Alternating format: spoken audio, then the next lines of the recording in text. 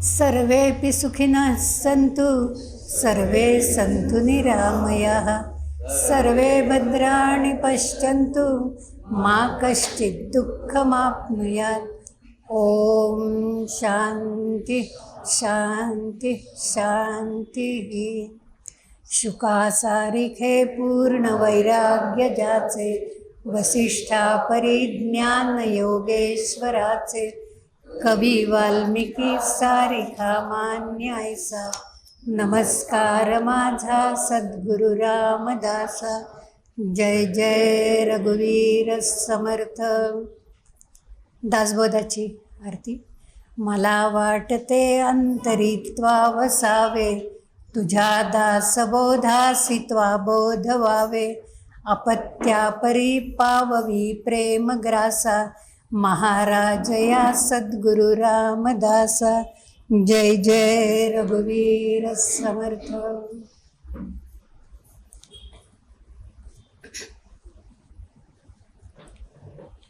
सर्व रामभक्त समर्थ रामदासांचे भक्त आपल्या सगळ्यांच्या अंतःकरणातल्या चांगुलपणाला, गुणांना आणि देवत्वाला मी अत्यंत प्रेमपूर्वक वंदन करते। समर्थांच्या चरणी नतमस्तक होते आणि माझ्या विषयाकडे वळते। सुरुवातीला मला आवर्जून असं सांगावंसं वाटतंय की दासनवमीच्या उत्सवाचं हे 100वे वर्ष। कौतुक करावं तेवढं खरंच हे थोडं आहे, कारण एखादा आपण व्रत किंवा वसा म्हणून घेतलेलं हे 100 वर्ष चालवणं 2 पिढ्यांनी हे खूप अवघड गोष्ट आहे। आणि याचं सगळं श्रेय सुरुवातीचं मी नुमवीत असताना, मुलींच्या शाळेत असताना मला अक्षराचे गुरुजी म्हणून जे होते ते कुलकर्णी सर, म्हणजे अत्यंत आदर्श असं हे व्यक्तिमत्व। फार काही लहान वयात समजत होतं असं नाही, पण घरी माझे वडील संस्कृतचे होते, नुमवीतच ते सुरुवातीला शिक्षक होते। ते कायम कुलकर्णी सरांचं कौतुक करायचे, त्यांच्याबद्दल बोलायचे आणि शनिवारातच राहत असल्यामुळे रोज त्यांचं दर्शनही व्हायचं। आणि वडिलांच्या पश्चात जे समर्थांनी असं म्हटलेलं आहे की जो फक्त वडिलांची कीर्ती सांगतो आणि तिथे थांबतो तो एक मूर्ख। वडिलांची कीर्ती सांगू नये असा त्याचा अर्थ नाही आहे, पण वडिलांची कीर्ती पुढे चालून जमलं तर त्यात भर घालावी, आणि ते मला वाटतं रघुनंदन कुलकर्णी करतायत। त्यामुळे त्यांच्यासाठी एकदा टाळ्या वाजवणं हे आवश्यक गोष्ट आहे। त्यामुळे हा माझ्या मते एक ज्ञान यज्ञ आहे आणि त्या यज्ञात गेली 25 वर्षाहून जास्त काळ एक समिधा अर्पण करण्याची मला सुवर्ण संधी मिळाली। मला नेहमी असं वाटतं की भाग्य नाही या परत आहे। तर माझ्यासाठी हा अमृताचा दिवस आहे, सोनियाचा दिवस आहे आणि तुमच्यासमोर माझा आनंद मला सुरुवातीलाच व्यक्त करता येतोय। त्याबद्दलही मी खरंच कुलकर्णी सरांचं आणि रघुनंदन कुलकर्णींचं माझ्या मनात जो त्यांच्याबद्दल आदर भाव आहे, कृतज्ञता भाव आहे आणि प्रेम भाव आहे तो सुरुवातीलाच मी व्यक्त करते आणि विषयाकडे वळते। आज विषय असा निवडलेला आहे की दासबोध एक चिंतन किंवा दासबोध एक जीवनग्रंथ। अवघड आहे। दासबोध ह्यासारख्या जीवनग्रंथावर 1 तास 1.25 तासात बोलणं म्हणजे हे खरं तर त्या ग्रंथावर आणि ग्रंथकर्त्यावर अन्याय करण्यासारखं आहे, पण आपल्याला विषयाची मर्यादा नेहमीच पाळायला लागते। त्यामुळे त्या याच्यात हे जे धनुष्य पेलणं आहे, खरोखर शिवधनुष्य पेलणं आहे, तो पेलण्याचा केवळ मी एक प्रयत्न करते। व्याख्यान नाही, भाषण नाही, या हृदयीचं त्या हृदयी होत नाही। आणि गेले 25 वर्षाचं इथे येणारे जो श्रोतृवृंद आहे त्यांचं वय लक्षात घेता दासबोध आपण त्यांच्यापर्यंत त्यांच्या वयाला योग्य असा किंवा त्यांचा आत्तापर्यंतचा अभ्यासाचा आणि वयाचा अधिकार जो आहे त्या अधिकारानुसार आज दासबोध मला जो भावला, समर्थांचे विचार जे अंतःकरणात रुजवले गेले आणि ते कृतीत आणण्याचा प्रयत्न केला गेला, तेवढे विचार फक्त आज मी सांगणार आहे। कारण दासबोधाचं बहिरंग आणि अंतरंग, बहिरंग सांगायला देखील 1-1.5 तास खरं तर पुरणार नाही, पण आपल्याला अंतरंगापर्यंतही पोचायचं आहे। त्यामुळे सुरुवातीला थोडीशी पार्श्वभूमी मी सांगते की आपला महाराष्ट्र ही संतांची जन्मभूमी आहे, कर्मभूमी आहे आणि म्हणून पुण्यभूमी आहे. आणि त्या पुण्यभूमीत आपला जन्म झाला, कारण महाराष्ट्राच्या मातीलाच मला वाटतं संतत्वाचं सुगंध आहे.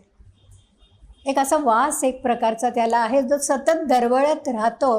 आणि मी नेहमी असं म्हणते की मी भारतीय आहे, माझी मातृभाषा मराठी आहे आणि माझी नाळ आध्यात्मिक आहे.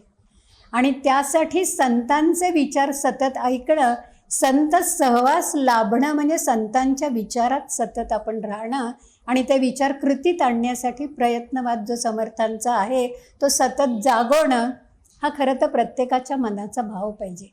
हे महाराष्ट्राचे वेद असलेले जे 5 संत आहेत, संत श्रेष्ठ ज्ञानेश्वर माऊली आहे, त्यांना समकालीन असलेले भक्तराज नामदेव महाराज आहेत. हे दोघं 13व्या शतकातले, 500 वर्षाचा हा इतिहास आहे. 17व्या शतकातले जगद्गुरू तुकाराम महाराज आहेत आणि समर्थ रामदास स्वामी आहेत. आणि हे 2 आणि त्याच्यामध्ये खांब दिला भागवत, प्रपंचाचा परमार्थ करणारे ब्रह्म शांत ज्यांना म्हटलं जातं ते एकनाथ महाराज आहेत. हा संबंध 500 वर्षाचा आपण इतिहास जर का बघितला तर तुकारामांची जी शिष्या संत बहिणाबाई चौधरी निराळी आणि संत बहिणाबाई ही तुकाराम महाराजांची शिष्या आणि काही काळानंतर ती समर्थ रामदास स्वामींचीही शिष्या होत्या.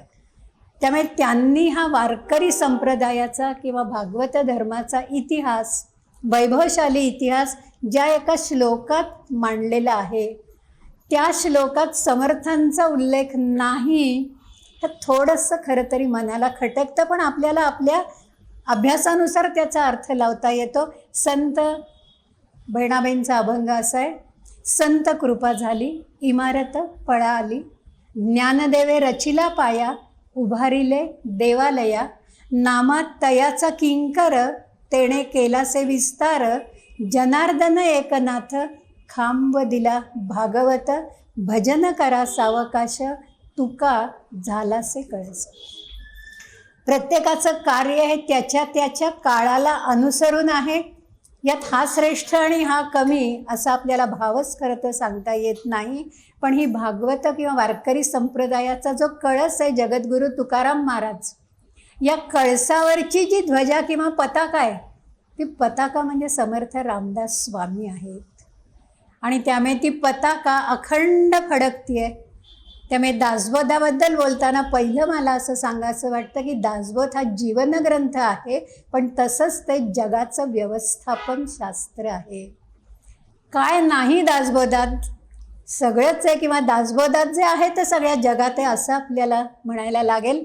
त्यामुळे संत हे आपल्या श्वासात कसे खरं तर सामावून जायला पाहिजेत.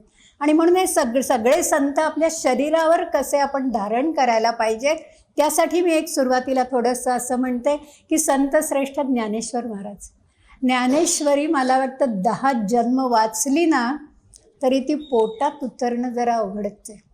कारण जसजशी आपण ती वाचत जातो तसतशा आपल्या जाणीवा परिपक्व होतात आणि आपल्याला त्याचा नवा अर्थ समजायला लागतो. नित्य नूतन सनातन अशी ती ज्ञानेश्वरी आहे. आणि ज्ञानेश्वरी हे मला वाटतं आपलं मस्तक आहे असं म्हणायला हरकत नाही. माऊलींना समकालीन असलेले नामदेव महाराज आहेत ते ओष्ठ्य आहेत. नामदेव महाराजांचा अभंगातली एखादी ओळ तरी पाठ नाही असं मराठी मन सापडणं खरंच खूप अवघड आहे. प्रपंचाचा परमार्थ करणारे एकनाथ महाराज जे आहेत तो आपला कंठ आहे, कंठस्थ आहेत. तुकाराम महाराज हा आपल्या पोटातला भाव आहे, नराचा नारायण. त्यामुळे तुकाराम महाराज हा पोटातला भाव आहे, पण समर्थ हा आपला आत्मा आहे. आणि आत्मा अमर आहे.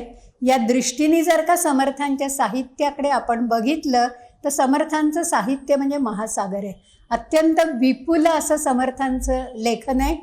40,000 ओव्या समर्थांच्या साहित्याच्या जर का आपण मोजल्या तर 40,000 ओव्या आहेत. आणि त्यांच्या प्रत्येक ग्रंथाचं वैशिष्ट्य हे अत्यंत निरनिराळं आहे. मनाच्या श्लोकाला मनोपदिशत असं म्हणताना मला वाटतं ते आपल्या मनाचं ब्युटी पार्लर आहे.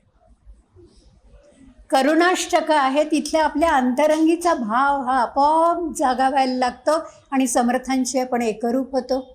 आत्मा राम आहे, हा आत्म्याशी साधलेला संवाद आहे. आणि दासबोध जे आहे ते माझ्या मते मराठीतलं परत एक उपनिषदच आहे. जसं मनाच्या श्लोकांना मनोपनिषद असं म्हणतो, तसं दासबोधाला आपण दासाचा बोध. एकीकडे समर्थांना आपण हनुमंताचा अवतार म्हणतो आणि दुसरीकडे आपण प्रभू श्री रामचंद्र आणि त्यांच्याशी म्हणजे समर्थांची चरित्रगाथा. दासबोध ग्रंथाकडे वळताना मला कायम असं एक ब्रह्मचैतन्य गोंदवलेकर महाराजांचं विधान आठवतं की कुठल्याही ग्रंथाचा अभ्यास करताना त्या अभ्यासाला लागण्यापूर्वी ग्रंथकाराचा आपल्याला थोडक्यात तरी परिचय व्हायला पाहिजे. त्यामुळे ज्ञानेश्वरी हे जसं मला वाटतं माऊलींची वाङ्मयीन मूर्ती आहे, तसं दासबोध हा समर्थांचंही वाङ्मयीन मूर्ती आहे. दासबोधातल्या प्रत्येक ओवीतल्या शब्दामागे समर्थांचा अनुभव आहे. अनुभवे आले अंगा ते जगात येतसे आणि त्यामुळे प्रत्येक ओवीत स्वतः समर्थ उभे आहेत. त्यामुळे समर्थांचं दासबोध हे माझ्या दृष्टीने आत्मचरित्र आहे. हे समर्थांच्या पश्चात असंख्य चरित्र लिहिली गेली, पण चरित्रात कसं होतं, आत्मचरित्र म्हणजे अनि अच लिहिणं आणि चरित्र म्हणजे अनि बच लिहिणं. त्यामुळे त्यात हे संबंध मला वाटतं सगळे संत आहेत ना, त्यांचा हा सगळा प्रवास आहे आध्यात्मिक पारमार्थिक, तो त्यांची अंतरयात्रा आहे, अंतरंगीचा प्रवास आहे. आणि सहसा संत स्वतःबद्दल फारसं कधीही बोलत नाही. त्यामुळे त्यांचा अंतर्गत प्रवास आहे, त्याचा अर्थ चरित्रकाराला जसा लागेल तसा तो लावत असतो. तो चरित्रकाराला तसाच अभिप्रेत असेल असं अजिबात नाही. या योगी अरविंदांनी ते सांगितलं होतं, माझं चरित्र कोणीही लिहू नका, तो लिहिलं तो माझा खून असेल. गोंदवलेकर महाराजांनीही सांगितलेलं होतं, पण बेलसर यांनी लिहिलेलं त्यांना इतकं भावलं की ते चरित्र म्हणजे खरं तर नामस्मरण आहे. त्यामुळे ते वाचून जर का कोणी नामस्मरणाला लागलं तर काही हरकत नाही. हाच भाव फक्त गोंदवलेकर महाराजांचा होता. त्यामुळे चरित्र समर्थांची खूप आहेत, पण आत्मचरित्र म्हणून जर का आढावा घ्यायचा झाला तर आपल्याला दासबोधाकडेच बघायला लागतं.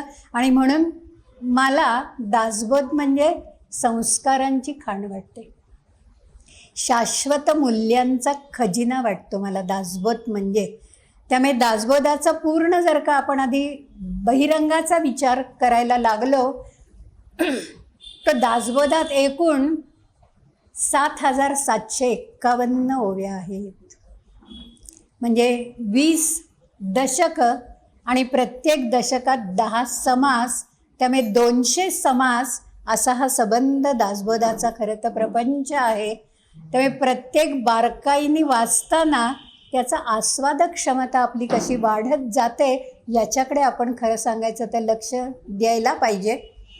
म्हणजे मी आत्तापर्यंत समर्थांनी म्हणा माऊलींची मला स्वतः काहीतरी दृष्टांत झाल्यामुळे माऊलींच्या वाटेने जाते असं मला नेहमी वाटतं. पण दासबोध जर का दर आठवड्याला 2 तास याप्रमाणे घेतला, बारकाईने जर का घेतला तर 5 ते 6 वर्ष लागतात. म्हणजे ते 10%ही त्यातनं आपल्याला खरं तर समजत नाही. तो एका तासात बांधणं हा खरं तर खूप अवघड गोष्ट आहे. पण समर्थांच्याच दासबोधातल्या काही ओव्यांच्या माध्यमातून आपल्या सगळ्यांच्या रसिकांचं वय लक्षात घेता आयुष्याच्या संध्याकाळी आपला प्रवास कसा पाहिजे, आपण काय काय केलं पाहिजे या संबंधीची जी काही ओव्या आणि त्या ओवीचं मला भावलेलं चिंतन, अशा प्रकाराने आपण हा 1 तास प्रवास करूयात असं मला वाटतं. सुरुवातीलाच मला असं सांगावंसं वाटतं की समर्थांनी मी मनाच्या श्लोकाचं उदाहरण यासाठी घेते की लहानपणापासून मनाचे श्लोक ऐकता ऐकताच आपले पाठ झालेले आहेत. त्याचा अर्थ समजला आहे असं मला नाही वाटत, पण निदान पाठ तरी झालेत, ओष्ठ्य तरी आहेत. पण मनाच्या श्लोकाची जी फलश्रुती आहे ती समर्थांनी 205व्या श्लोकात दिलेली आहे. जे तेव्हा फलश्रुती ही सगळ्यात शेवटी द्यावी असं समर्थांना वाटलं. पण नंतर दासबोधाच्या लेखनाच्या वेळेला माझ्या मते समर्थांना असं वाटलं असावं की माणसांना आधी हे सगळं करून तुम्हाला काय मिळेल, फलप्राप्ती काय होईल हे जर का आधी सांगितलं आणि त्या फलाच्या आशेने त्यांनी जर का ग्रंथ वाचला तर ती काळाची गरज आहे. आणि म्हणून समर्थांनी दासबोधात मात्र फलश्रुती पहिल्याच दशकात आपल्याला दिलेली आहे.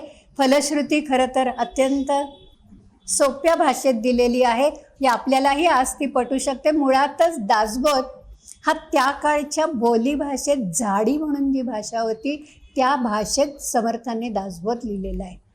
त्यामुळे ज्ञानेश्वरीपेक्षा दासबोध आपल्याला भाषेच्या दृष्टीने आणि अर्थाच्या सुलभाच्या दृष्टीने आपल्याला जरा जवळचा वाटतो किंवा सोपा वाटतो असं आपल्याला म्हणावं लागेल.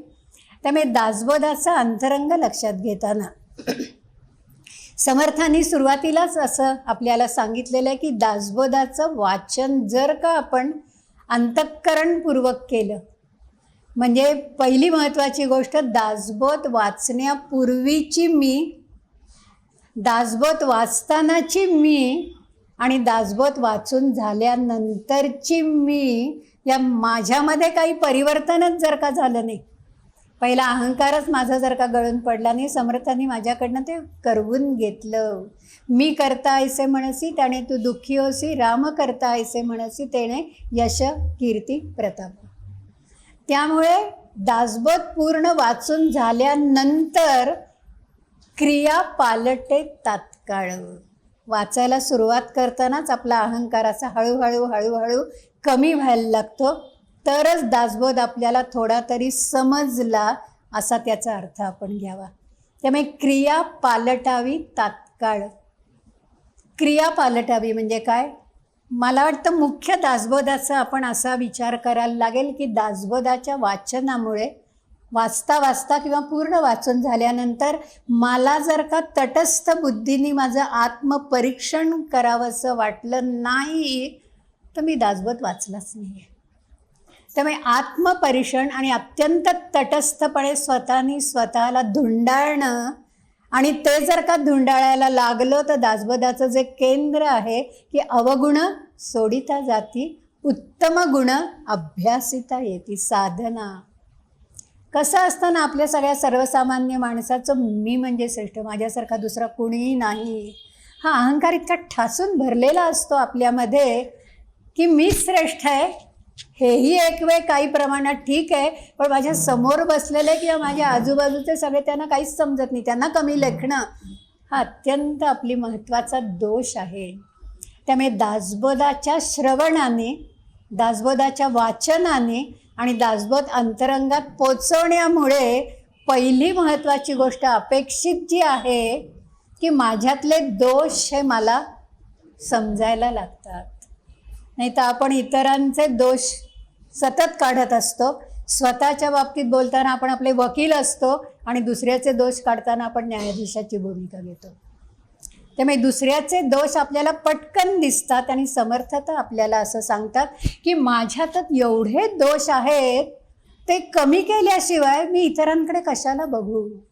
त्यामुळे दासबोधाच्या वाचनाने आपले पहिली महत्त्वाची गोष्ट, आपले दोष आपल्या लक्षात यायला लागतात आणि लक्षात आल्यानंतर निंदेपासून आपण लांब जायला लागतो. दुसऱ्याच्या दोष दिग्दर्शनापासून आपण पूर्णपणे लांब जायला लागतो. आणि मी काय आहे, मी याचा अर्थ स्वतःला ओळख आणि स्वतःला विसर हा मी आहे.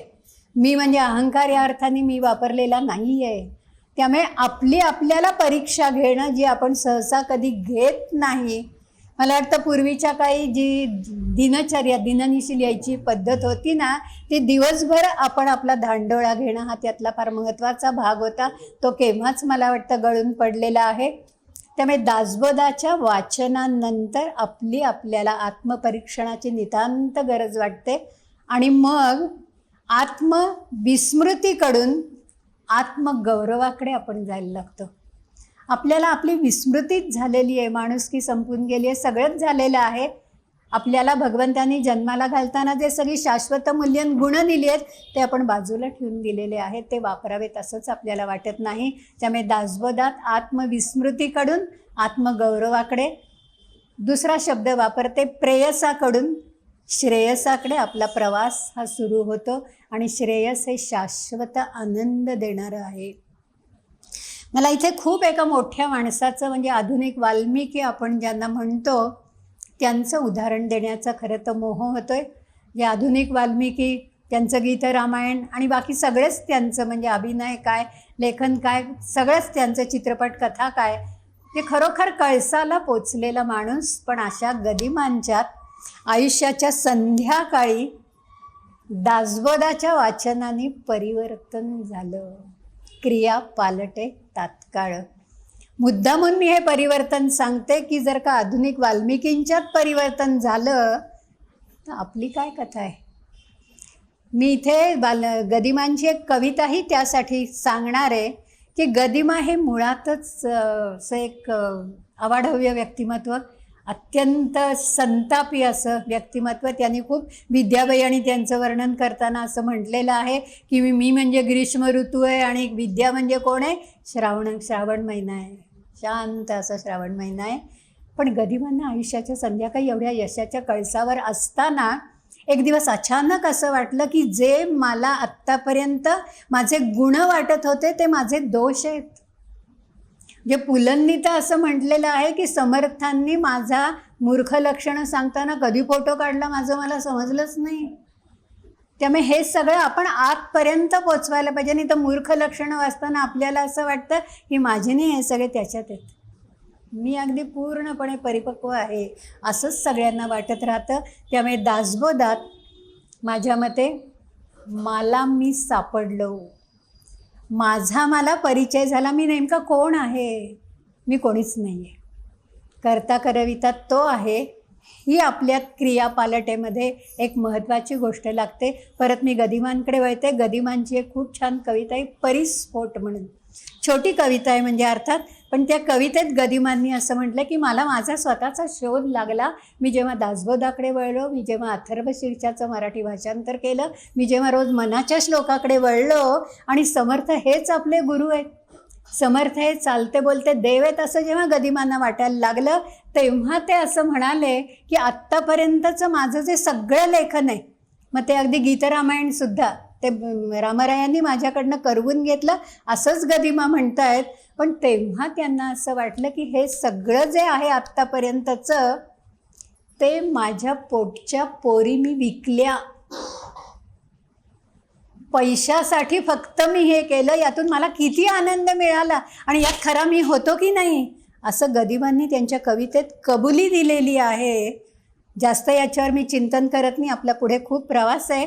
पण परिस्फोट या कवितेत श्रेयसाकडे जाणारे गदिमा असं म्हणतात की मी सापडलो म्हणजे काय बघा, अगदी 6 ओळीची कविता आहे. गीत हवे का गीत, एका मोले विकतो, घ्यारे विरह आणि प्रीत. दोन्ही एकाच भावनेने मी विकून टाकलं, पैशाची गरज होती म्हणून. गिराईकाच्या लहरी खातर कातुनी आणली मी अक्षरे, सुरेख केल्या बघ बाहुल्या, बरी बांधिली फीत. मी हसण्याने तुमच्या हसलो, मी हसण्याने तुमच्या हसलो, बोलू नये ते गुज बोललो, तुमच्या दारी रोजच बसणे, माल मला खपवित. आणि मग गदिमांचा आध्यात्मिक प्रवास पुढचा आयुष्याच्या संध्याकाळी इतका विलक्षण खरोखर प्रवास आहे की पुढे ते असं म्हणाले की लोकांकडनं मला असं ऐकू यायला लागलं की करून करून थकला आणि देवमार्गाला लागला, पण माझ्या ते कानापर्यंतही कधी आलं नाही. कारण अंतरंगीचा शोध लागल्यानंतर, गजानन महाराजांसारखे गुरु मिळाल्यानंतर आता फक्त गुरु गुरु आणि गुरु गुरु गुरु जे दाखविल तीच वाट आहे.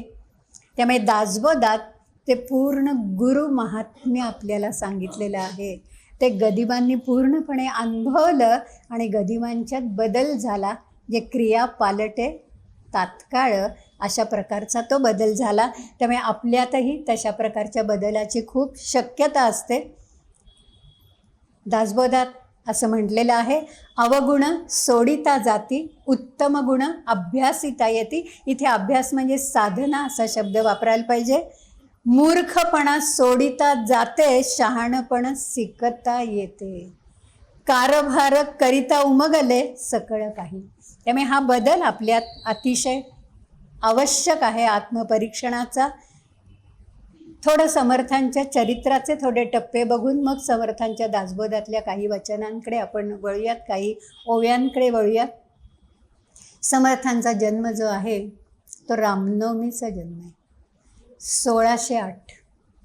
आणि समर्थांनी देह जो ठेवलेला आहे तो देह त्यांनी 1682 देह ठेवले. 74 वर्षाचं दीर्घ आयुष्य समर्थांना मिळालेलं आहे. समर्थांच्या आयुष्याचे 4 टप्पे सोयीसाठी नेहमी केली जातात. एकेका तपाचे म्हणजे 12 वर्षाचे. पहिली 12 वर्ष जी आहेत ती समर्थ कुटुंबात राहिलेले आहेत. 5व्या वर्षी समर्थांना मारुतीरायांनी दर्शन दिलेलं आहे. 7व्या-8व्या वर्षी आईला चिंता करीतो विश्वाची, सबंध प्रपंच समर्थांना विश्वाचा करायचा आहे. मग रामरायांनी दर्शन दिलेलं आहे. 12व्या वर्षी सावधान म्हणून ते पळालेले आहेत. सावधान शब्दाचा फार मोठा गहन अर्थ समर्थांना अभिप्रेत होता. टाकळीला त्यांनी 12 वर्ष 24 वयापर्यंत अत्यंत कठोर अशी साधना केलेली आहे. मग 24 ते 36 भारत भ्रमंती आणि तिथे समर्थांच्यात परिवर्तन झालेलं आहे. तोपर्यंत समर्थांना असं वाटत होतं की सगळ्यांनी परमार्थ मार्गानेच जावं, पण आधी पोटोबा आणि मग विठोबा. पोट भरल्याशिवाय कोणालाही भगवंत कधी आठवत नाही, हे भारत भ्रमंतीच समर्थांच्या लक्षात आलं. मग समर्थांचं जे प्रपंच आणि परमार्थ संमिलन आहे, श्रीम माट्यांचं उत्तम पुस्तक याच्यावर खरोखर आहे. पण समर्थांनी प्रपंच आणि परमार्थाचं जे संमिलन आहे ते फार छान पद्धतीने दासबोधात आपल्याला सांगितलेलं आहे. 36व्या वर्षी भारत भ्रमंती करून झाल्यानंतर मातृभक्त समर्थ हे आईला भेटायला आलेले आहेत. आईची नजर गेलेली आहे असं म्हटलं आहे. आईला दिव्य दृष्टीने परत नजर दिलेली आहे. आईच्या आशीर्वादाने पुढे पूर्ण कार्य समर्थांनी चालू केलेलं आहे. आईला कार्यासाठी सोडून जाणं हे अवघड आहे, पण परत कार्याला सुरुवात करताना आईचे आशीर्वाद घेणं हे फार मोठं भाग्य. स्वामी विवेकानंद पण आणि समर्थ पण. अर्थात मागच्या वेळेला आपण बघितलं तर समर्थांचं 250 वर्षानंतरचा अवतार म्हणजे स्वामी विवेकानंद आहे. त्यामुळे समर्थांचं हे सगळं जे कार्य आहे, जे देवकार्य असंच आपल्याला म्हणायला लागेल.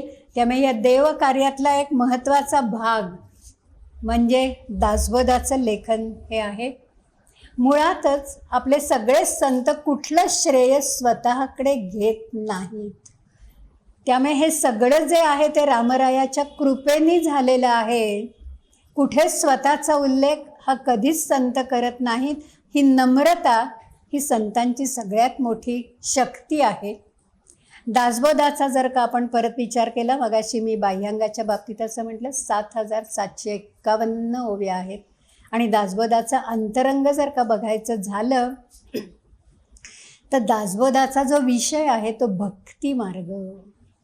प्रत्येकाने भक्ती मार्गाने कसं जावं यासाठी समर्थांनी खरं तर दासबोध दिलेला आहे.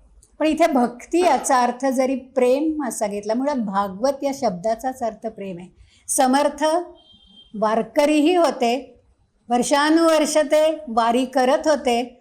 पण समर्थांच्या असं लक्षात आलं भारत भ्रमंतीनंतर, आणि हा त्यांच्यातला बदल आहे की फक्त कमरेवर हात ठेवलेला विठोबा ही भक्ती आता उपयोगाची नाही. भक्तीला शक्तीची जोड द्यायला पाहिजे आणि महाराष्ट्र धर्म खऱ्या अर्थाने जागवायला पाहिजे, जो समाजातला पुरुषार्थच सगळा संपून गेलेला आहे. त्यासाठी शक्ती आणि भक्ती याची जोड देणारे समर्थ हे अत्यंत महत्त्वाचे संतही आणि समर्थही.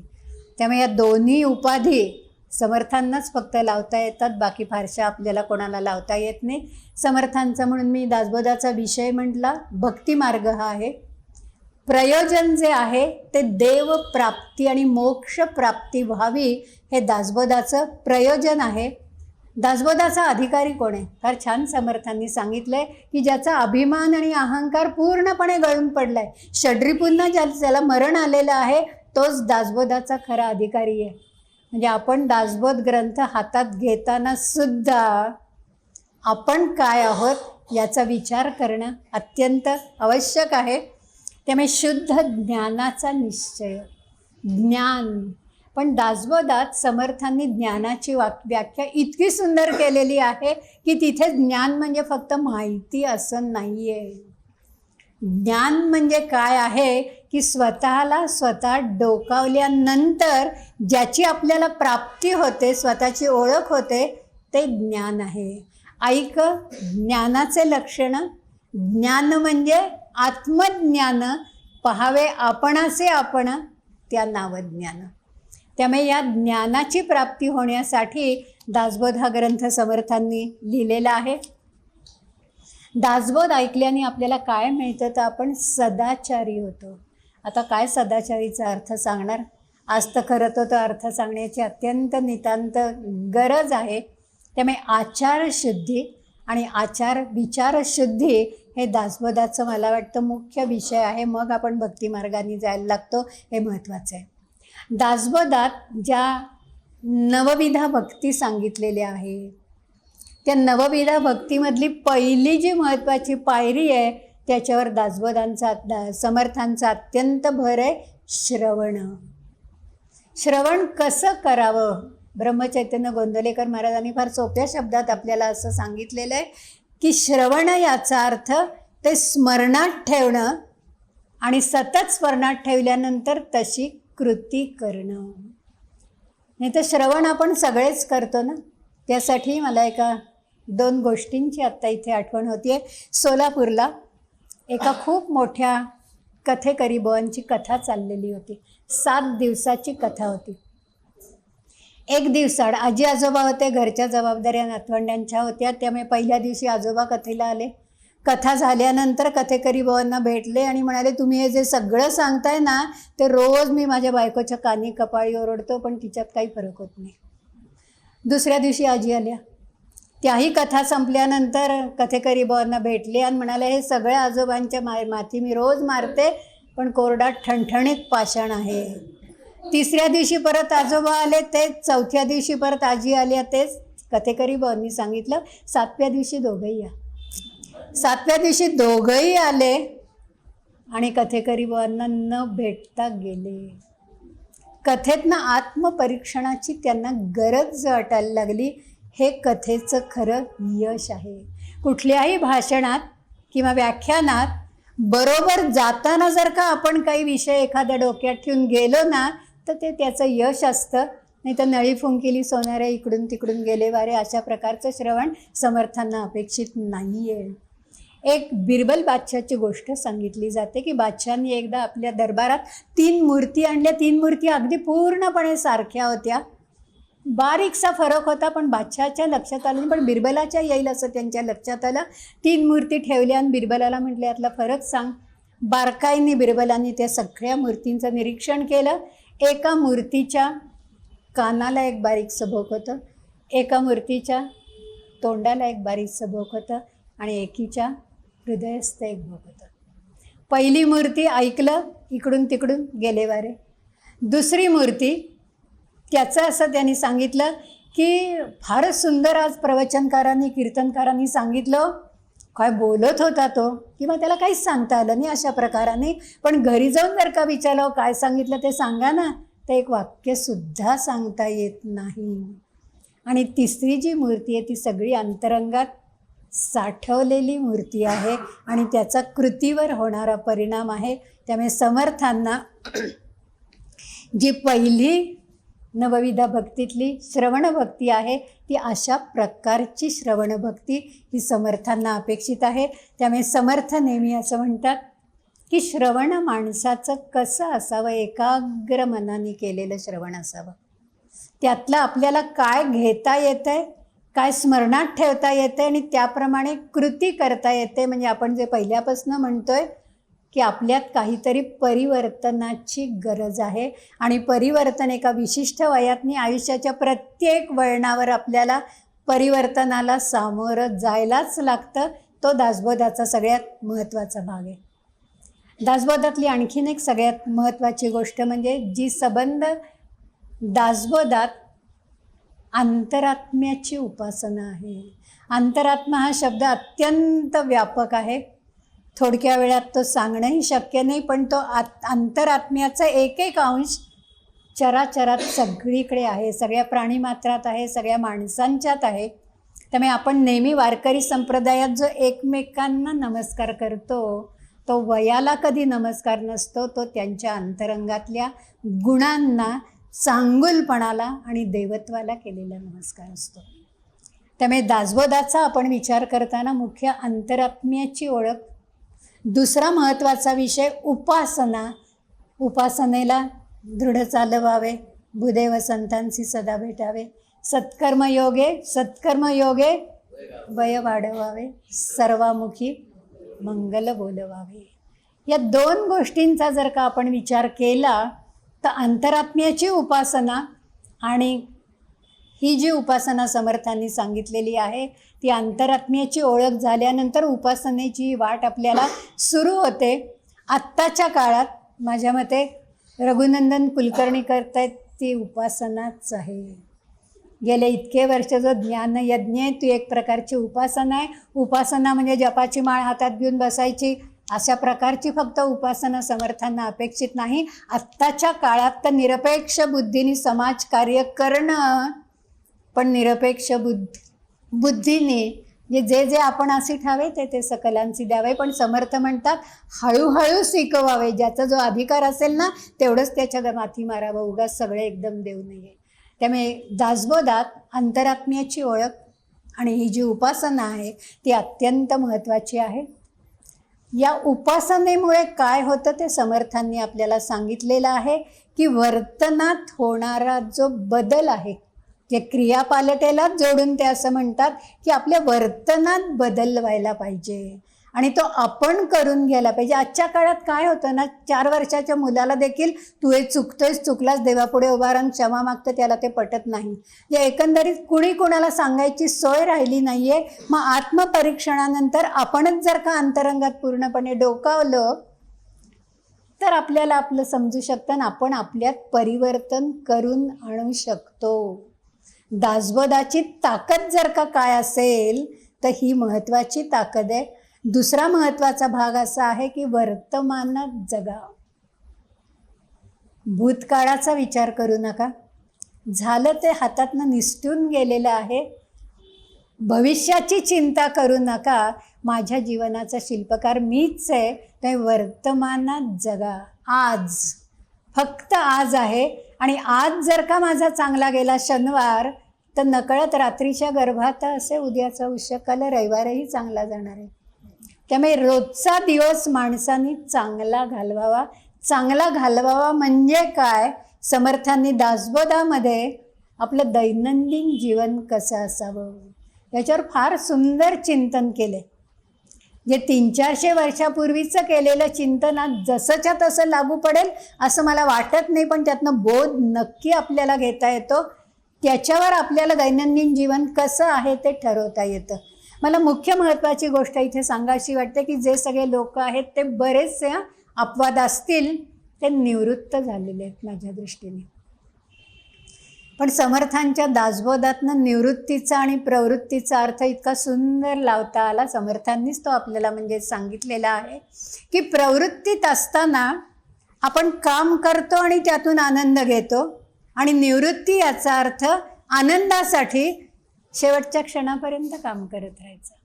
निवृत्त याचा अर्थ बेशिस्त जीवन अजिबात नाही. समर्थांना शिस्त, समर्थांना स्वच्छता, माणसाचं बोलणं कसं पाहिजे याच्यावर समर्थांनी दासबोधात भरपूर चिंतन केलेलं आहे. त्यामुळे निवृत्त माणसांनी देखील आपली दैनंदिनी ही एक चौकटीत ठरवून घेतली पाहिजे. इथं वेळ भरपूर आहे, झोपा, काहीच करू नका, इतके वर्ष फार सगळं केलं आता तरुण पिढीवर सोपवून द्यावं असं नाही. त्यामुळे दैनंदिन जीवनाला असलेली एक अत्यंत महत्त्वाची शिस्तीची चौकट समर्थांनी आपल्याला दासबोधात फार छान पद्धतीने सांगितलेली आहे. थोडीशी सांगते, त्यातली प्रत्येकाने नक्की वाचून त्याचं आचरण जेवढं आपल्याला करता येईल तेवढं नक्की करावं. पण समर्थ असं म्हणतात की पहाटेची वेळ ही अत्यंत शांत, सात्विक अशी वेळ असते. तिथे पहाटे आपण उठावं. आणि निवृत्त झालेल्या लोकांना बरेचदा असं वाटतं वर्षानुवर्ष ढकलत लवकर उठलो, आता कशाला उठायचं, आरामात झोपावं. नाही, पहाटे उठावं, भगवंताचं स्मरण करावं. आपली भारतीय संस्कृती आहे खरं तर ती.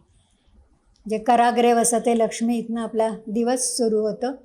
त्यामुळे पहाटे उठून भगवंताचं स्मरण करावं, शुचिर्भूत व्हावं. काहीतरी आपण रोज आध्यात्मिक ग्रंथाचं वाचन करावं. वाचन अंतरंगापर्यंत पोचेल अशा पद्धतीने करावं. त्याच्यानंतर महत्त्वाचा भाग सगळ्यांना आजकाल खरंच सांगायला पाहिजे, हलकासा आहार घ्यावा. जे आपण ज्याला नाश्ता म्हणतो तो हलकासा घ्यावा. समर्थांना एक खूप छान विशेषण लावलं जातं, लुकोदर. पाठ आणि पोट ज्यांचं चिकटलेलं आहे. आपल्याला नाही आता याचा अर्थ खरं तर समजणार किंवा कोणी समोरही दिसणार नाही, पण हलकंसं काहीतरी घ्यावं की ज्यामुळे पोट भरल्यानंतर झोप येईल किंवा आळस येईल असं नको. आळस, कंटाळा आणि निष्क्रियता हे आपले फार मोठे शत्रू आहेत. ते आपल्या जवळ कधीही निवृत्तीनंतर देखील जवळ येऊन देऊ नका. त्यामुळे काहीतरी वाचावं. समर्थांचा भर दैनंदिन जीवनात व्यायामावरही आहे. समर्थांना तनामनाचं आरोग्य अपेक्षित आहे. त्यामुळे शक्ती स्तोत्रात समर्थांनी शक्तीने पावती सुखे वगैरे हे सगळं सांगितलेलं आहे. पण समर्थांचं सांगणं ऐकावं, कृतीत आणावं असं का वाटतं, तर समर्थ या सगळ्याची मला वाटतं मूर्तिमंत असं आपल्यापुढे आदर्श आहे. त्यामुळे दैनंदिन जीवनात जे आपण वाचलेलं आहे ते आत पोचल्यानंतर ते कोणाला तरी सांगावं, त्याच्यावर आधी चिंतन करावं. त्यामुळे दैनंदिन जीवनात या सगळ्याची एक चौकट समर्थांनी आखून दिलेली आहे. नियमित फिरायला जावं, फटकून कोणाशी वागू नये, घरच्या माणसांना फार तर खरं सांगूच नये, पण सांगावंसं वाटलंच तर एकदा सांगावं आणि बाजूला व्हावं. नाही तर परत तो माझं ऐकत नाही म्हणून आमचा राग आणि अहंकार हा वाढतच जातो. म्हणजे एकीकडे शांतता यायला पाहिजे, ती तर आम्हाला येतच नाही, उलट रागात रूपांतर होतं. आणि राग आणि संताप याचा अर्थ विनोबा भावे यांनी फार छान आपल्याला सांगितलेला आहे की राग याचा अर्थ एखाद्या झाडावर जर का मधाचं पोळं आहे आणि त्याला दगड लागला तर त्या मधमाशा आधी कोणाला चावणार आहेत, मलाच दगड मारणाऱ्यालाच चावणार आहेत. हे राग याचा अर्थ माझ्या पायावर मी पाडून घेतलेला दोंडा आहे. तर रागावर आपण पूर्णपणे संयम हा ठेवला पाहिजे. विचार विवेक हे तर समर्थांचे आवडते शब्द त्यांच्या सगळ्याच ग्रंथात आपल्याला बघायला मिळतात. त्यामुळे परिवर्तन हे आपण आपलं कशा प्रकाराने करून घ्यायला पाहिजे हेही दैनंदिनीमध्ये समर्थांनी आपल्याला असंख्य श्लोकांमध्ये परत परत परत परत सांगितलेलं आहे. बरेचदा असं वाटतं की हे परत परत कशाला सांगायला लागतं, पण 100% ते सांगायला लागतं. कारण वाईट वागा हे नाही सांगायला लागत, पण चांगलं वागा हे परत परत सांगितल्याशिवाय ते कळतच नाही. आणि त्यामुळे एखादी गोष्ट परत परत सांगणं हे दासबोधात आपल्याला नक्की बघायला मिळतं. दासबोधाच्या एकंदर रचनेबद्दल मगाशी एक मुद्दा सांगायचा असा राहिला की दासबोधाची ही रचना आहे ना, ती अशी सलग केलेली रचना नाही आहे. माझ्या मते 35ला साधारणपणे समर्थांनी दासबोधाच्या लेखनाला सुरुवात केली आणि 50ला त्या लेखनाची समाप्ती झाली.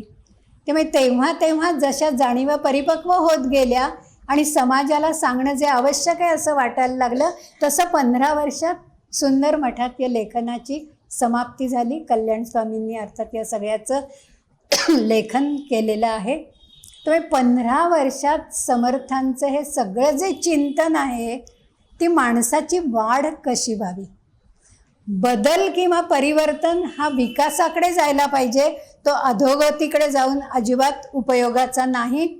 आणि म्हणून समर्थांनी सतत मनात परिवर्तन होणं, आपल्या कृतीत परिवर्तन होणं, आपण सदाचारी होणं आणि सगळ्यात महत्त्वाची गोष्ट माणूस म्हणून आपल्याला जगता यायला पाहिजे.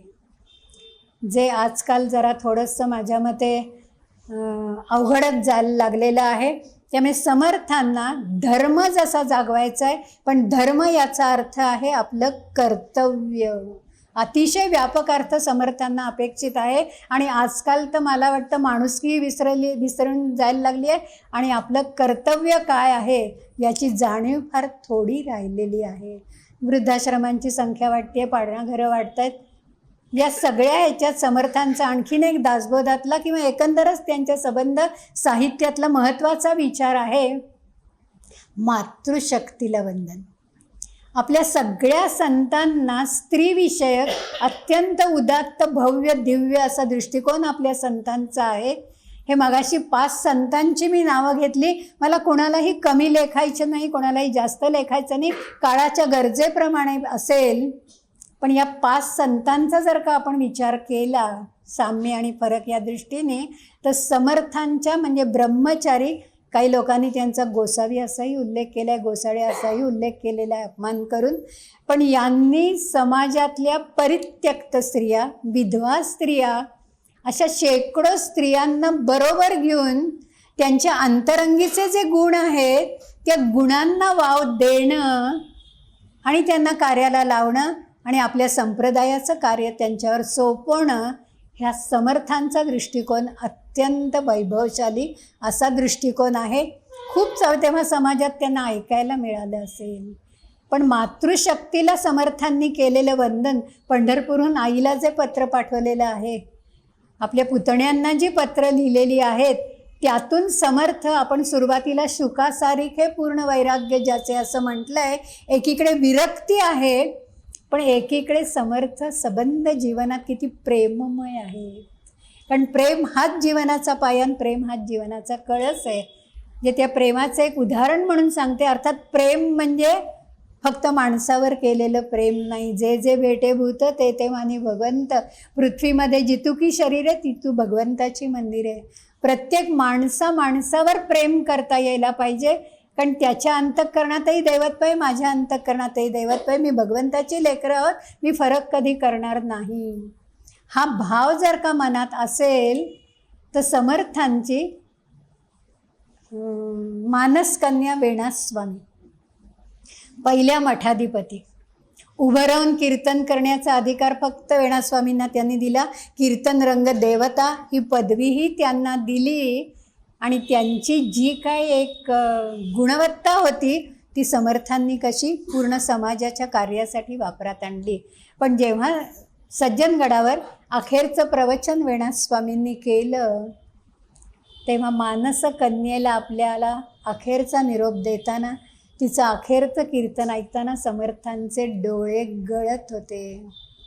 मला पूर्ण हे सगळं सांगताना आठवण होतीये ती ज्ञानदेवांनी समाधी घेतली आणि निवृत्तीनाथांना प्रवृत्ती झाली. फार छान नामदेवांनी त्याचं वर्णन केलेलं आहे की बांधल्या तळ्याचा फुटला असे पाट, ओघ 12 वाटे मुरळताती. नाही, सहन झालेलं नाही आहे. म्हणजे समर्थ हे एकीकडे शुकासारखे विरक्त वृत्तीचे असले तरी समर्थांची फार मोठी जी शक्ती होती ती प्रेमाची शक्ती होती. आणि हे प्रेम म्हणजे भगवंताच्या लेकरांवर सगळ्या समानतेने केलेलं प्रेम असा याचा अर्थ आहे.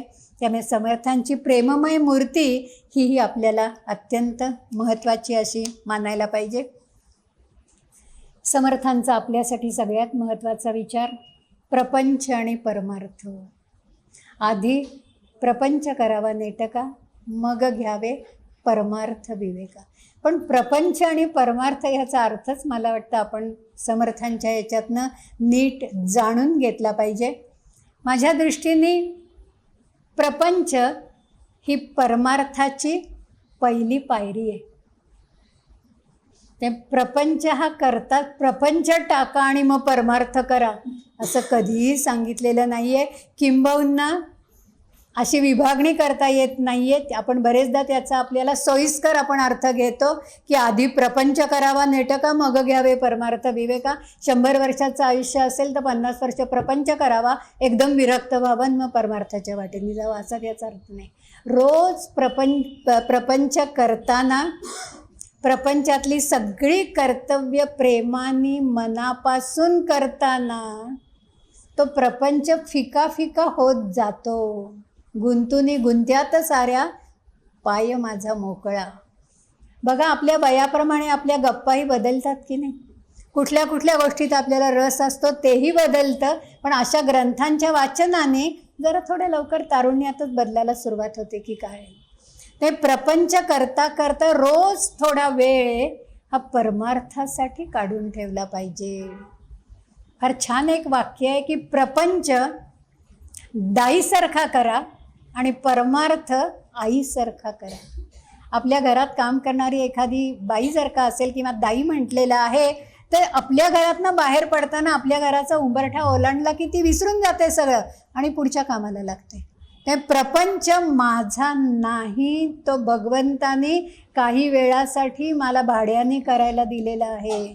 भाडेकरूंच्या घरात राहताना आपली वृत्ती आणि आपल्या मालकीच्या घरात राहताना आपली वृत्ती यात जसा फरक पडतो, तसं प्रपंच दाईसारखा करा आणि परमार्थ आईसारखा करा. खूप याच्यावर विवेचन नाही मी करत आहे, पण महत्त्वाची गोष्ट, प्रपंचातला मी जर का काढला तर परमार्थ होतो आणि परमार्थात मी जर का मिसळला तर परत प्रपंच होतो. म्हणजे स्वतःला विसरणं आणि स्वतःची ओळख होणं ही परमार्थाची जी पहिली पायरी आहे, ते प्रपंच करावा नेटका. जो प्रपंचात स्वतःच्या कुटुंबातल्या 4-5 माणसांना ओळखू आणि सांभाळू शकत नाही, तो समाजात काय लोकांना ओळखून घेणार आहे. समर्थांची महंताची लक्षणं एकदा बघा. त्यातलं एक लक्षण जरी आपल्यात उतरलं ना तरी आपलं जीवन कृतकृत्य होईल असं मला वाटतं. त्यामुळे समाजात वावरताना जे प्रपंच, आपला प्रपंच टांगा आणि समाजात काहीतरी कार्य करा असं कुठल्याही संतांनी कधीही आपल्याला सांगितलेलं नाही आहे. त्यामुळे प्रपंच आणि परमार्थ संमिलन हा दासबोधाचा एक फार छान आपल्याला कृतीत आणता येईल. निदान त्यातनं आपल्याला काहीतरी बोध, कारण दासाचा बोध आहे.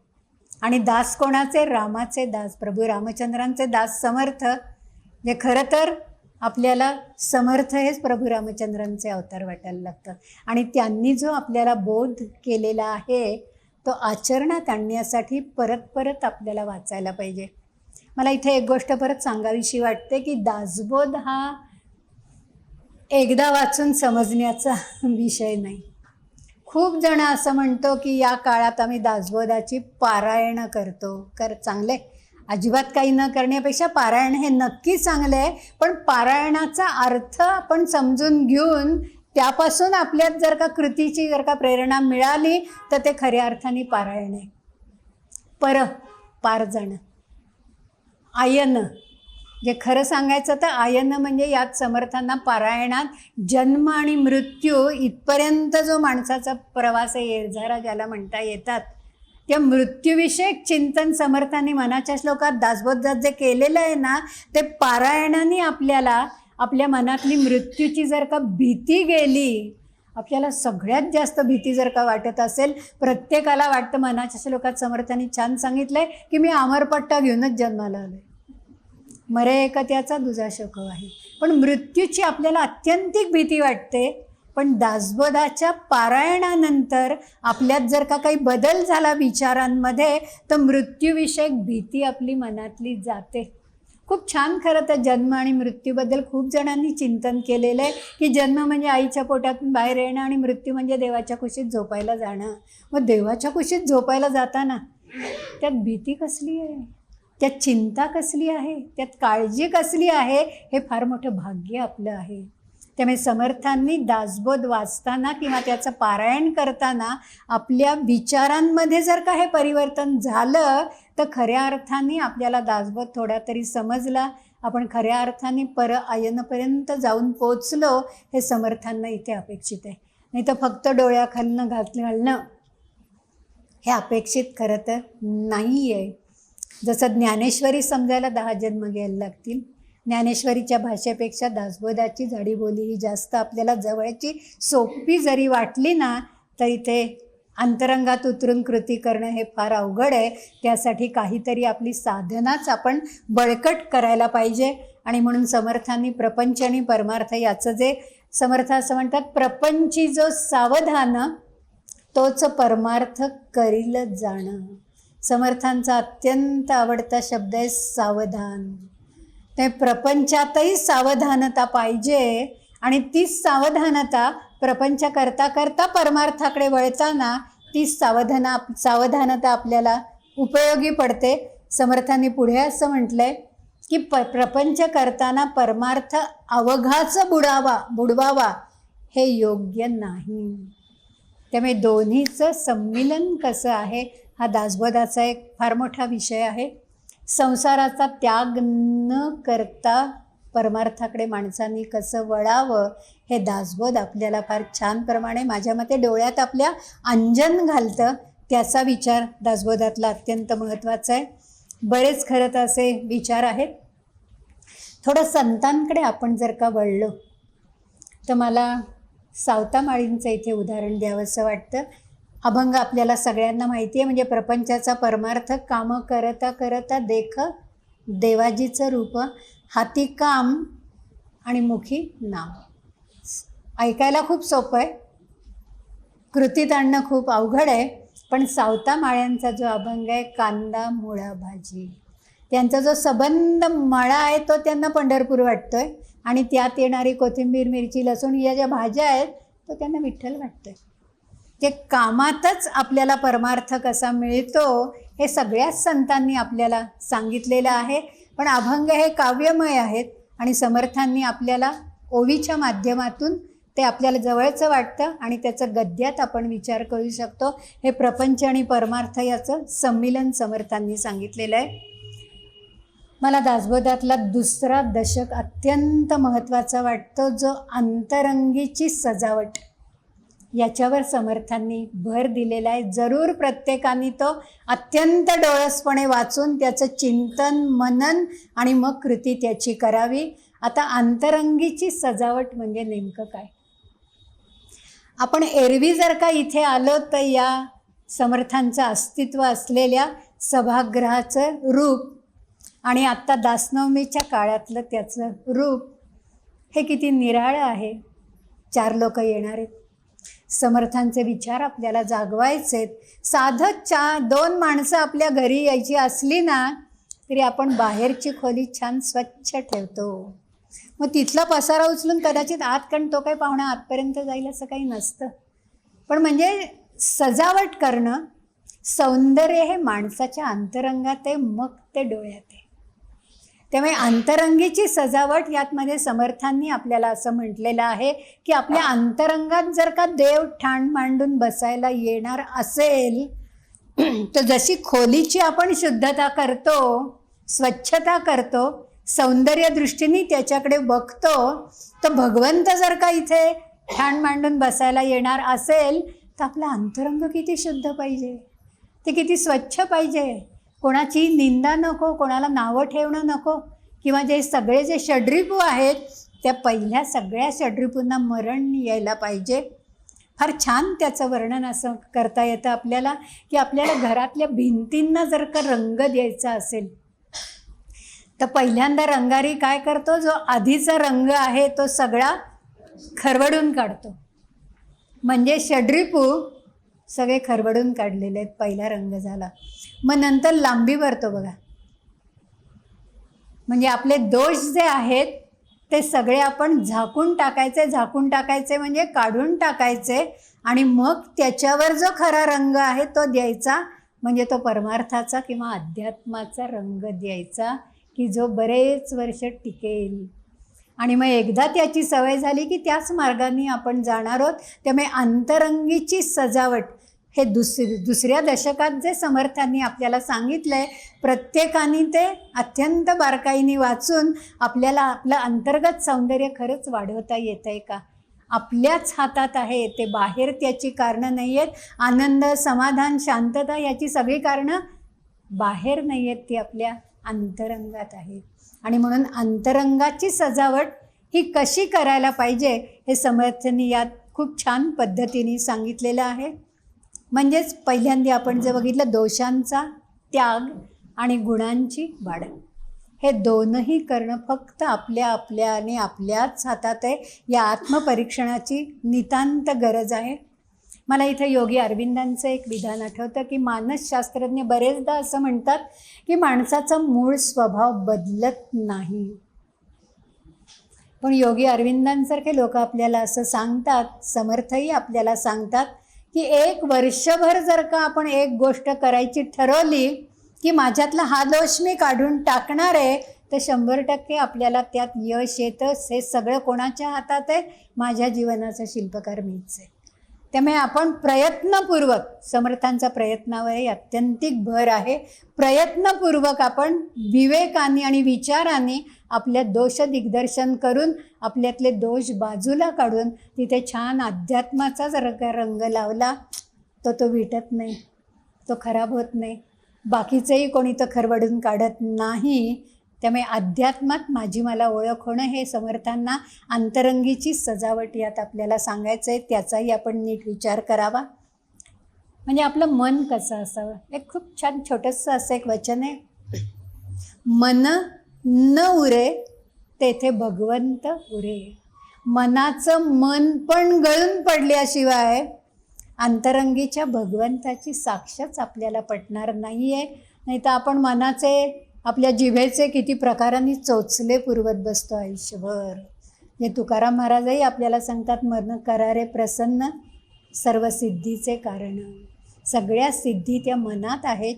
ते मन जर का आपल्या हातात असेल, म्हणजे इंद्रियांनी मनावर राज्य करण्यापेक्षा मनाने आपल्या प्रत्येक कृतीवर जर का राज्य केलं, तोच जर का राजा झाला ना, तर सगळ्या गोष्टी खूप सोप्या जातात.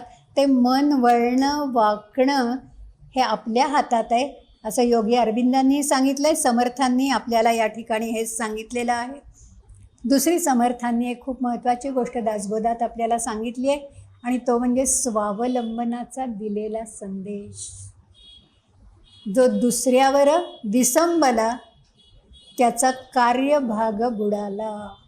आपल्याला ना बरेचदा निदान वय वाढतं तसा आळस येतो म्हणा, किंवा खूप वर्ष मी केलं आता मी कशाला करू, आणि त्यामुळे उंटावरनं शेळ्या हाकायला आवडतात.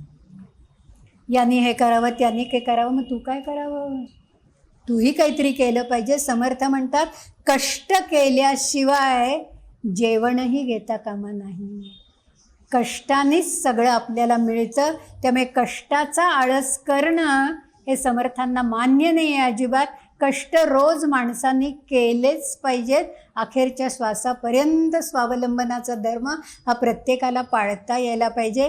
मला वाटतं आपल्यासारख्या ज्येष्ठ नागरिकांनी समर्थांचं हा जो विचार आहे तो अंमलात आणायला पाहिजे. आपल्याला खूपदा अशी सवय असते की याला काम सांगावं, त्याला काम सांगावं.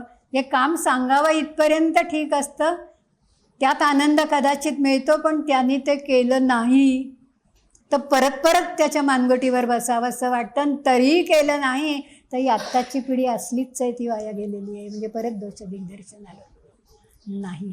खूप छान एका विचारवंतांनी असं म्हटलं की जेव्हा मी तरुण पिढीकडे एक बोट करते की ती अशी आहे, ती वाया चालली आहे, तेव्हा ही सगळी बोटातली 4 माझ्याकडे असतात. त्यामुळे तरुण पिढी अशी आहे म्हणजे तो आपल्यासमोर धरलेला आरसा आहे, त्यात आपल्याला आपलं प्रतिबिंब दिसतं. हे समर्थांनी दासबोधात खूप छान पद्धतीने सांगितलेलं आहे. समर्थांचा भर दासबोधात दानावर आहे. दान कसं असावं, माझ्या मते सत्पात्री असावं वगैरे हे आपण कायम म्हणतोच. विचारपूर्वक दान करावं, पण एकदा दिल्यानंतर आपली पसा ओंजळी अशी नेहमी खाली असते. त्यामुळे एकदा दिल्यानंतर आपण त्याचा विचार करू नये. देईपर्यंत विचारपूर्वकच दान करावं, आणि दानासारखं दुसरं सत्कृत्य नाही. ते दान हे प्रत्येकाने करायलाच पाहिजे, पण दान स्वीकारण्यालाही कसं पाहिजे. मला परत इथे एक खूप छान बहिणाबाई चौधरीची एक कविता आहे, खोकली माय म्हणून. उदाहरण म्हणून अर्थात मी देते. जळगाव आहे, तिथे खोकल्याची भयंकर साथ आलेली आहे, जे नगारे बडवणं सतत चालू आहे. आणि त्या गावाचा जो एक हितचिंतक आहे तो हा खोकला आता कशाने जाणार, औषधं झाली, अमकं झालं, देवादिकांचं झालं, कशानेच हा खोकला जात नाही, म्हणून तो गावाची वेस ओलांडून बाहेर जातोय. पूर्वी गावाच्या प्रत्येक वेशीवर हनुमंताचं मंदिर असायचं. त्या देवळाच्या पायऱ्यांवर एक गरीब स्त्री भिक्षा मागत, मी भीक म्हणत नाही अजून, कारण समर्थांबद्दल बोलतोय तेव्हा पावन भिक्षा नाही तरी निदान भिक्षा तरी म्हणावं, तशी ती बसलेली आहे. आणि त्या हितचिंतकाच्या डोक्यात असं येतं, माझ्याकडे आत्ता दुसरं काहीच नाही आहे, तर हिच्या झोळीमध्ये त्या गावाचा सगळा खोकला आहे ना तोच घालावा. हे दान झालं. पण तिच्यावर एवढे संस्कार आहेत, ती म्हणते की मी मागतेय, कोणीतरी मला देतंय, ते न घेणं हा माझा धर्म नाही आहे. म्हणून बहिणाबाईंनी तिचं वर्णन असं केलं आहे की पुढच्या आयुष्यभर सगळ्या गावचा खोकला तिने घेतला, गावचा खोकला गेला आणि म्हणून तिचं नावच पडलं खोकली माय.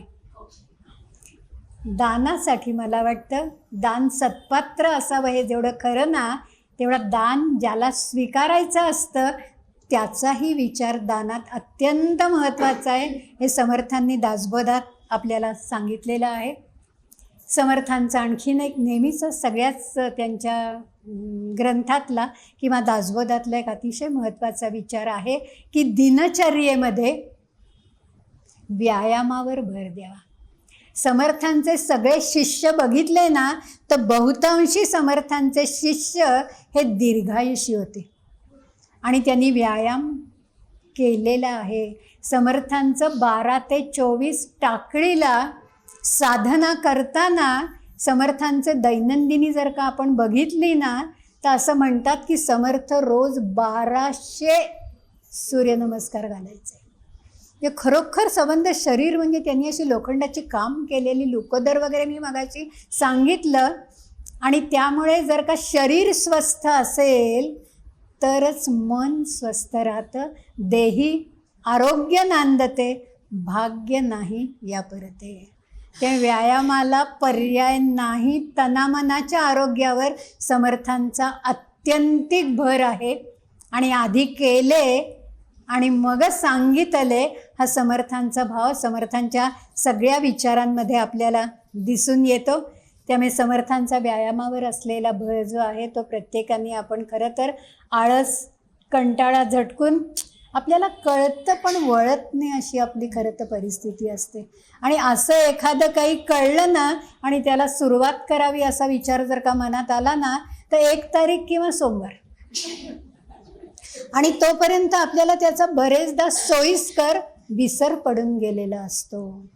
त्यामुळे समर्थांनी शक्ती स्तोत्रामध्ये जे शक्तीनी पावती सुखे वगैरे शक्ती भक्ती जिये ठाई जिथे श्रीमंत धावती वगैरे हे सगळं जे सांगितलेलं आहे ना त्यात तनामनाचं आरोग्य समर्थांना अत्यंत अपेक्षित आहे. त्यामुळे समर्थ वाङ्मय म्हणजे तनामनाचं, मी मगाशी मनाचे श्लोक म्हणजे मनाचे ब्युटी पार्लर म्हटलं पण तनामनाचं ते ब्युटी पार्लर आहे. आजकाल पाट्या लावून ब्युटी पार्लर खूप चालतात, तसं अपेक्षित नाही आहे. ते अंतरंगापासून कसं यायला पाहिजे त्यासाठी परत मला एक तनामनाच्या आरोग्यासाठी एक सत्य घटना इथे सांगावीशी वाटते. एक खूप मोठी लेखिका, मी नाव सांगत नाही कारण उदाहरण मी आधी चांगलं म्हणून देत नाही आणि मग चांगलं म्हणूनही देते असं एकत्रित ते मिश्रण आहे. खूप वर्ष झाली त्या गोष्टीला. एका पुण्यातल्या प्रतिष्ठित महाविद्यालयात ती मोठी लेखिका जिला आध्यात्मिक बैठक आहे, 100हून जास्त पुस्तकं ज्यांच्या लेखी आहेत, संग्रही नाही म्हणत, स्वतः लेखिका त्या आहेत. आणि त्या महाविद्यालयात एका शिकत असताना, पुण्यातलंच प्रतिष्ठित महाविद्यालय, त्यांना खूप वाईट अनुभव आला.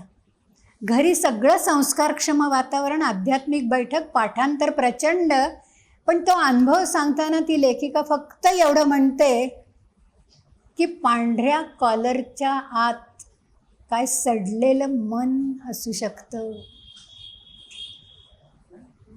आणि म्हणून वयाच्या 19व्या वर्षी असा अनुभव आल्यानंतर आज देखील मला वाटतं स्त्रियांना काही अनुभव आला तर सांगणं जरा अवघड जातं, ते नाजूक असतं. ते 75-80 वर्षापूर्वी वयाच्या 19व्या वर्षी हा आलेला अनुभव त्या कोणाला सांगू शकत नाहीत, इतकं सगळं आत घेतात.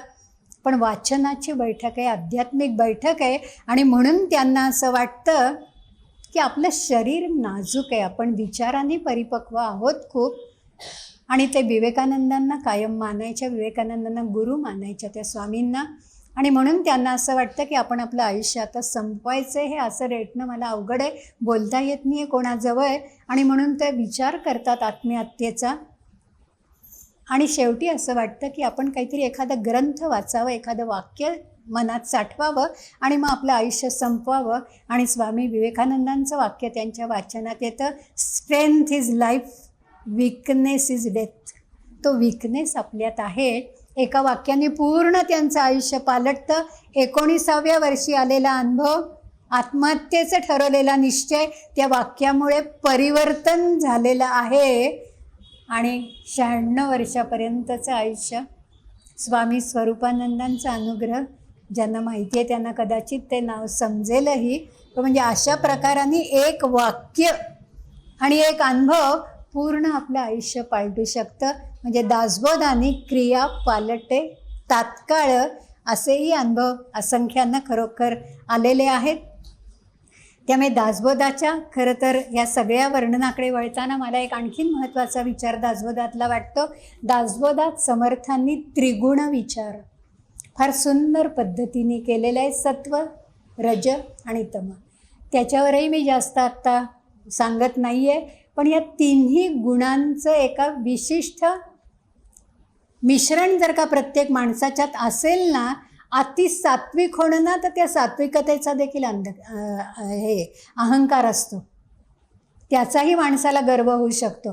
त्यामुळे विशिष्ट प्रमाणात या तिन्ही गुण समसम प्रमाणात कसे माणसाच्यात पाहिजेत, कारण ते तिन्ही गुण निसर्गातही आहेत आणि तेच माणसाच्यात कसे पाहिजेत. प्रत्येक गुणाचं महत्त्व आणि प्रत्येक गुणात दोष जे आहेत, अति तिथे माती आहे, याचाही समर्थांनी अत्यंत सुंदर विचार हा दासबोधात केलेला आहे. त्यामुळे त्रिगुण विचार दासबोधाचा एक महत्त्वाचा विषय आहे, किंबहुना तो गाभा आहे असंही आपल्याला म्हणता येईल. त्यामुळे अशा प्रकाराने पूर्ण दासबोधाचा विचार करताना मी थोडीशी शेवटाकडे येते खरं तर, कारण वेळ आपली संपत आली आहे. सांगण्यासारखं खूप आहे आणि नेहमीचीच मनाची ही व्यथा अशी आहे की किती सांगितले तरी काही सांगायचे राहिले. सांगितल्यापेक्षा सांगायचं राहिलं वेळाअभावी, याचंच मनाला खरं तर जास्त सल असते. समर्थांनी दासबोधात अखेरीस आपल्याला एक अतिशय निराळं वैशिष्ट्य असं सांगितलेलं आहे. समर्थांचं थोडंसं मला एक निराळं वर्णन मारुती स्तोत्रावरनं आधी करावं असं वाटतं, म्हणून शेवटाकडे येते. समर्थांना विचारवंतांनी अध्यात्माच्या चौकटीत बांधून ठेवलं आहे की काय असं मला वाटतं बरेचदा. समर्थ हे फार मोठे वैज्ञानिक होते, जे आत्ता एक एक शोध लागत आहेत ना. आपण जर का भीमरूपी हे समर्थांचं मारुती स्तोत्र अत्यंत वैज्ञानिक दृष्टीने जर का वाचलं ना, तर समर्थ फार मोठे वैज्ञानिक होते. एका मला वाटतं बंदिस्त घडीत बसूनही समर्थांना अवघ्या विश्वाचं जे दर्शन झालेलं आहे, ती त्यांची वैज्ञानिक बाजू आध्यात्मिक पातळीचा विचार करताना आपण कधी समजूनच घेत नाही की काय. या आपलं मर्यादा किंवा थोडा निराळा शब्द वापरते हे आपलं करंटेपण आहे की काय असं वाटायला लागतं. त्यामुळे खरं तर असं म्हटलं जातं की जिथे विज्ञान थांबतं तिथे अध्यात्म सुरू होतं.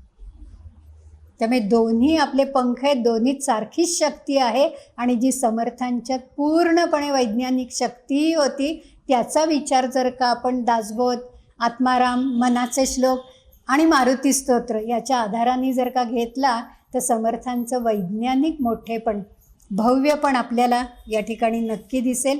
दासबोधाच्या थोडंसं उपसंहाराकडे वेळाअभावी मी वळते. पहिलं दासबोधाचं सार जर का आपण लक्षात घेतलं, तर सुरुवातीला मी जो उद्देश सांगितला क्रिया पालटे, ते प्रत्येकाने दासबोध वाचताना माझ्यात काय काय बदल होतोय याचा नक्की विचार करायला पाहिजे. वाचून टाकलाय, एकदा उरकलंय असा त्याला अजिबात नाही. प्रत्येक शब्द, त्याचा व्यापक अर्थ, त्याच्यामागे समर्थांचं चरित्र, समर्थांचं प्रत्येक शब्दातलं उभं राहणं, हे जर का आपण अंतरंगापर्यंत पोचवलं ना आणि एका महिन्यात एक निश्चय करून व्रतस्थ वृत्तीने ते प्रत्यक्ष कृतीत आणण्याचा जर का आपण प्रयत्न केला, तर माझ्या मते मनाची एकाग्रता ही पूर्णपणे आपल्या वाढू शकते. आणि एकाग्र मनाने मला आयुष्यात काहीतरी शाश्वत आनंदाचा मार्ग सापडावा, म्हणजे मला असं एक थोडासा अनुभव खरं तर असं वाटतं की एकाग्र मनाने जर का दासबोध वाचला ना, तर समर्थांचं दर्शनही आपल्याला होऊ शकतं, किंबहुना असंख्यांना झालेलं आहेही. आणि असं जर का दर्शन झालं, पाहिला माझा भगवंत पाहिला, तर अशी खरंच आपल्या मनाची एक उच्च अवस्था भावावस्थेत आपण जाऊन पोचतो की आनंदले मन प्रेमे पाझरे लोचन. आपोआप डोळ्यातनं असे अश्रू आपल्या गळायला लागतात आणि तिथे आपल्याला आयुष्याची आनंदाची जी शाश्वत आनंदाची, परत सुख आणि आनंदामध्येही खूप फरक आहे. सुख बाहेरच्या वस्तूतून मिळतं आणि आनंदाचा डोळा अंतरंगात पाझरत असतो सतत. त्याचा शोध जर का आपल्याला घ्यायचा असेल ना, तर दासबोधाला दुसरा पर्याय नाही. फक्त आनंदासाठी आणि माझी वाढ व्हावी आणि माझीच परिवर्तन मी माझं करून घ्यावं या विचारांनी जर का आपण दासबोध वाचायला घेतला, एकाग्र मनाने व्रतस्थ वृत्तीने जर का आपण तो वाचायला लागलो ना, तर खरंच मला वाटतं आपल्या हाती आनंदाचा डोह येतो. या अर्थाने मी सुरुवातीला असं म्हटलं की दासबोध हा आपला जीवन ग्रंथ आहे. जसं पसायदानात माऊलींनी म्हटलेलं आहे की आणि ग्रंथोपजीवी आहे. हा ग्रंथच जर का आपलं जीवन होऊन गेलं, त्याचाही प्रचंड व्यापक अर्थ आहे, मी फक्त एका वाक्यात सांगते. त्यातलं तत्त्वज्ञान, त्यातले विचार, त्यातला बोध, त्यातली शिकवणूक जर का आपलं जीवन होऊन गेलं ना, तर खरं आपलं जीवन कृतकृत्य होईल. आनंदाचा डोह आपल्या हातात येईल आणि एक व्यक्ती सुधारली तर एक कुटुंब सुधारेल. समर्थांनी कुटुंबाबद्दल देखील दासबोधात अत्यंत छान विचार सांगितलेत. मला तेही खरं सांगायचं मगाशी मोह होत होता, कारण आत्ता जी संघाची चळवळ चाललेली आहे पंचपरिवर्तन, त्यातला सगळ्यात महत्त्वाचा भाग आहे वसुधैव कुटुंबकम. जी विवाह संस्था आणि कुटुंब संस्था काही प्रमाणात, मी बेतानी बोलते, छान व्यासपीठावर बसून बोलते, जीभ विटाळू नये, पण मोडकळीस आलेली आहे. त्याचाही विचार समर्थांनी दासबोधात फार छान पद्धतीने केलेला आहे, कारण तो आपला कणा आहे. आणि त्यामुळे शिक्षणाविषयीचे समर्थांचे विचार हेही खरं तर आपण विचारात घ्यायला पाहिजे, त्याच्यावर चिंतन केलं पाहिजे की जे शिक्षण माणसाला माणूस कसं बन हे सांगत नाही, किंबहुना माणुसकीपासूनच ते लांब घेऊन जात आहे. फक्त बुद्धीचा विकास अपेक्षित नाही आहे, मन, मनगट आणि मेंदू या तिन्हीचा एकत्रित विकास दासबोधात फार छान विषय समर्थांनी मांडलेला आहे. त्यामुळे दासबोध वाचताना अमृत सेवन करण्याची प्रचिती ज्या दिवशी आपल्याला खऱ्या अर्थाने येईल, त्या दिवशी आपण खरं कृतार्थ मी आणि कृतकृत्य मी आणि अशा मनाने जर का समर्थ चरणी आपण माथा टेकला, तर समर्थांनी आपल्यासाठी जे सगळं त्याग सोसलेलं आहे, जे आपल्यासाठी त्यांच्या साहित्यात सगळं सांगून ठेवलेलं आहे, त्याचा त्यांनाही खरं तर आनंद होईल. कारण जो एकटा आनंदी होऊन उपयोगी नसतो, माझ्याबरोबरच्या सगळ्या माणसांना जर का आनंद झाला तर तो माझा खरा आनंद असतो. त्यामुळे जो आनंदाचा डोह संतांनी आपल्या हाती दिलेला आहे, ती मी आनंदी ह्याची साक्ष जर का आपण संतांपर्यंत पोचवली, तर माझ्या मते खऱ्या अर्थाने दासनवमी साजरी केली असं होईल. उत्सव प्रियता यात अजिबात खरं तर नाही आहे. संतांच्या विचारांची सोबत जर का आपल्याबरोबर असेल, विचारांचा खजिना आहे खरं. दासबोधातले विचार मोती जर का वेचायचे ठरवले ना, तर 1 वर्षसुद्धा पुरणार नाही आहे. पण मग आपलं आयुष्य खूप मोठं आहे ना, ते आपण सत्कारणी लावायचं म्हणजे नेमकं काय करायचं, तर हे सगळे कण वेचायचे, आपण कृतीत आणायचे, मुखाने बोलायचं नाही. आपण आपल्या आईवडिलांच्या कृतीतून खूप शिकलो. आईवडिलांनी कधी मुखाने आपल्याला सांगितलं नाही, तसे हे संत त्यांच्या कृतीतून आपल्याला काहीतरी शिकवतात. आणि संतांचे ग्रंथ, गोंदलेकर महाराजांनी म्हटलंय की ही त्यांची मृत्यूपत्र आहेत. का असं म्हटलंय?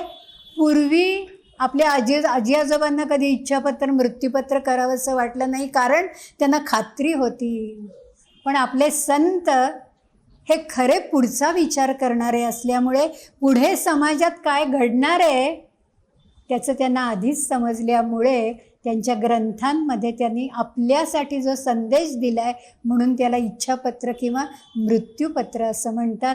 आणि त्याचं वाचन, मनन, चिंतन करून ते कृतीत आणावं. आपण समर्थांना असा शब्द द्यावा की तुम्ही आमच्यासाठी जे काही दिलेलं आहे ते आम्ही नक्की विचारात घेऊ, कृतीत आणण्याचा प्रयत्न करू, म्हणजे दासनवमीचा उत्सव खऱ्या अर्थाने साजरा झाला असं वाटतंय.